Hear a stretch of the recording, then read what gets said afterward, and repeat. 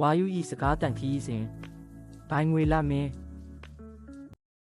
မဟုတ်ပါဘူးအခုပါတင့်ရဲ့ရင်ဘတ်ထဲမှာဝါယူဆိုတဲ့လေညင်းလေးတစ်ချက်ရှိနေပါတယ်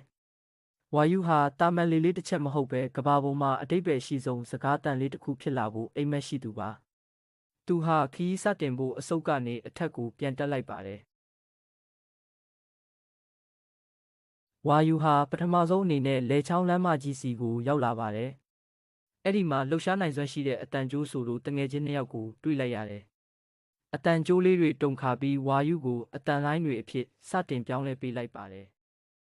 ဆက်သွားတဲ့အခါဝါယူဟာရှာခင်လို့ခေါ်တဲ့ကပြနေတဲ့အင်္ဂါလေးနဲ့တွေ့ပါတယ်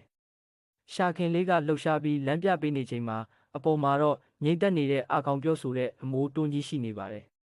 သူတို့ကဝါယူကိုဘယ်လန်းကသွားရမလဲဆိုတာညွှန်ပြကြပါတယ်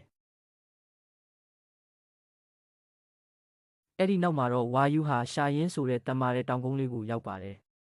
ရှာရင်းကအောက်ကနေပင့်တင်ပေးလိုက်တဲ့အတွက်ဝါယူဟာပါဇက်အတွင်းပိုင်းထဲကိုအရှိန်နဲ့ရောက်ရှိသွားပါတယ်